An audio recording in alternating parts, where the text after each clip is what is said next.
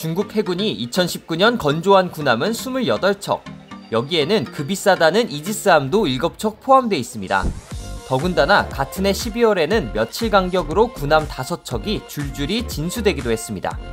국방비에 막대한 돈을 쏟아붓는 천조국 미국조차 따라가기 힘든 물량인데요. 미국 해군은 주력 전투함으로 사용 중인 알레이버크급 구축함을 31년 동안 75척, 그러니까 연평균 2.4척을 만들었었던 것과 비교하면 중국이 얼마나 많은 힘을 쏟아붓는지 알 수 있죠.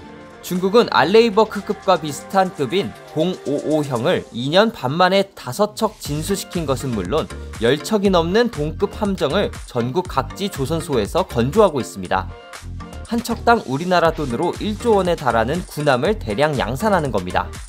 중국판 이지스함인 052D형도 생산에 박차를 가하고 있는데요. 한 척당 우리나라 돈으로 8천억 원 수준인 이 군함이 최근 3년 동안 20여 척이나 건조됐습니다. 게다가 미사일 초계함, 상륙함, 항공모함, 잠수함 등 수십 척의 군함이 중국에서 속속히 세상 밖으로 나오고 있습니다. 이러한 영향으로 2021년 1월 기준 중국 해군이 보유한 군함은 350척 이상으로 미국이 보유한 293척을 넘어섰습니다. 지난해 미국 국방부는 중국은 이미 전함 건조 능력 등에서 미국과 동등하거나 미국의 능력을 추월한 것으로 보인다고 고백하기도 했죠. 그런데 이렇게 빠르게 양산된 중국 군함들의 전력은 어떨까?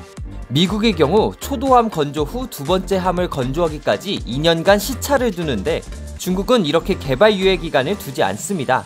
이 말은즉 기존 군함의 기술적 결함을 보완하거나 개선하지 않은 채 생산에만 치중한다는 의미로 해석될 수 있는 부분입니다. 그런 예가 실제로 있었습니다.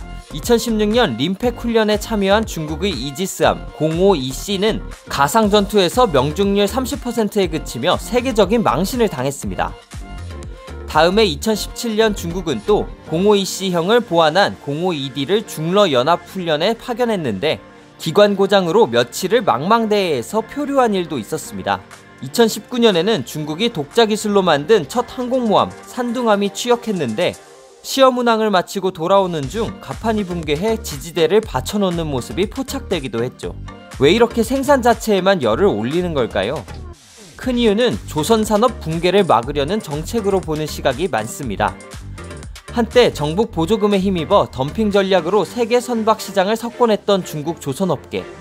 하지만 연간 수백 척씩 팔려나간 중국 배들은 연달아 문제를 일으켰고 글래드스톤호 사건으로 중국 조선업계는 신뢰를 잃었습니다.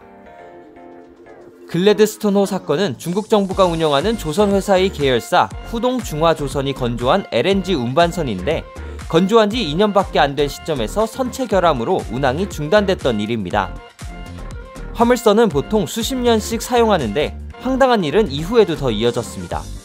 중국에서 파견된 수리공들이 몇 달을 들여다보고도 수리를 못한 데다 수리비가 새 화물선 건조 비용보다 더 많이 청구됐기 때문이죠.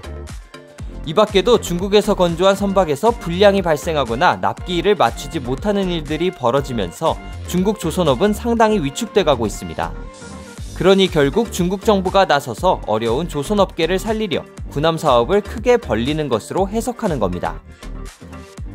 현재 중국의 해군력은 얼핏 보기에는 미국의 턱 밑까지 쫓아간 것처럼 보입니다. 하지만 비교적 친중 국가인 러시아마저 중국이 미 항모 한 척을 잡으려면 중국의 해군력 40%를 희생해야 한다. 이런 혹평을 내리는 것을 보면 어쩌면 외화 내빈, 내실은 그리 탄탄하지 않을 수도 있겠네요.